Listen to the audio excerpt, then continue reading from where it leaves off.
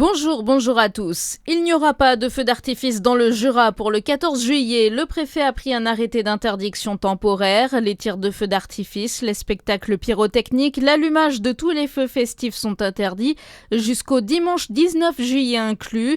Les fortes chaleurs et la sécheresse accentuée par les vents rendent particulièrement élevés les risques d'incendie. Le Jura mais aussi le Doubs sont en alerte renforcée sécheresse, une situation qui devrait se dégrader dans les prochains jours.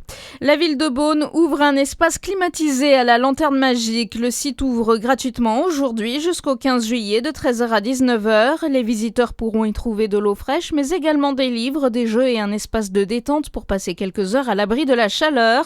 La ville de Beaune rappelle les principaux gestes de prévention, boire régulièrement de l'eau ou encore limiter les sorties aux heures les plus chaudes. 9 départements de l'Ouest basculent en vigilance rouge ce midi. Sont concernés les Pays de la Loire et 4 départements voisins où vivent 6,7 millions de personnes. 76 autres sont également en alerte orange. Tous les départements de Bourgogne-Franche-Comté sont concernés. Le tribunal judiciaire de Besançon lance un travail d'intérêt général environnemental. Ce dispositif vise à renforcer la responsabilisation des auteurs au bénéfice du territoire. La mesure est destinée aux auteurs d'atteintes de faible gravité à l'environnement, comme les dépôts sauvages de déchets, et les personnes condamnées effectueront 35 heures d'action pour la protection de la nature. En Saône-et-Loire, les routes du Tour de France couvertes de lait de chaux, les services départementaux ont aspergé les routes du tracé entre Toulon-sur-Arroux et Montceau-les-Mines, une technique qui permet de faire baisser la température de la route d'environ 10 degrés et d'arrêter l'effet de ressuage du goudron, de quoi préserver les routes pour les usagers mais aussi pour le passage des coureurs le 16 juillet.